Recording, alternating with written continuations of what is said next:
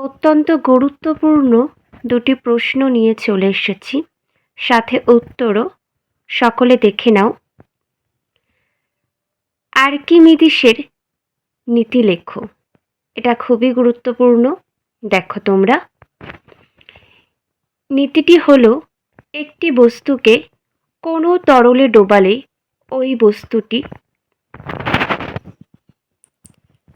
কিছুটা তরলকে তার জায়গা থেকে সরিয়ে দেয় ও নিজে সেই জায়গা দখল করে। বস্তুটিকে জায়গা দিতে গিয়ে যতটা তরল নিজের জায়গা থেকে সরে গেল, সেই পরিমাণ তরলের ওজন যত, বস্তুর ওপর তরলের দেওয়া ঊর্ধ্বমুখী বলের প্লবতামানও তত। অথবা স্থির তরল পদার্থের মধ্যে কোনো বস্তুকে আংশিক বা সম্পূর্ণ নিমজ্জিত করলে বস্তুটির ওজনের আপৎ হ্রাস পায়। এই হ্রাস বস্তু দ্বারা অপসারিত তরল পদার্থের ওজনের সমান। এটি হলো আর্কিমিডিসের নীতি। আমরা পরবর্তী অত্যন্ত গুরুত্বপূর্ণ প্রশ্নটি দেখে নেব। চলো দেখে নিই।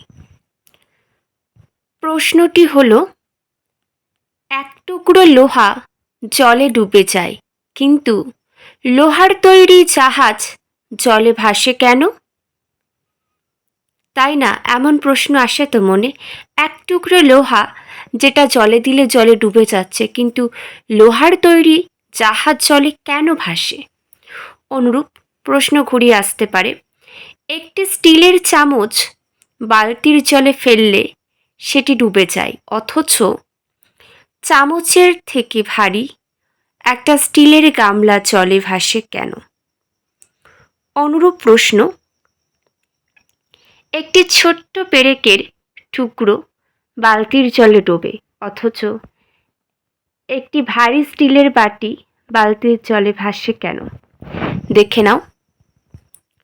এক টুকরো লোহা জলে ডুবে যায়, কিন্তু লোহার তৈরি জাহাজ জলে ভাসে। জাহাজের বিশেষ আকৃতির জন্যই এরূপ হয়। জাহাজের তলদেশ চওড়া ও ফাঁপা। তলদেশকে কড়াইয়ের মতো এমনভাবে বাঁকানো হয় যে জাহাজ তার অপসারিত জলের ওজন জাহাজের ওজনের সমান হয়। ভাষণের শর্তানুযায়ী প্লবতা যদি বস্তুর ওজনের সমান হয়, তাহলে বস্তু ভাসে, তাই জাহাজ জলে ভাসে। এক টুকরো লোহা দ্বারা অপসারিত জলের ওজনের চেয়ে লোহার টুকরোর ওজন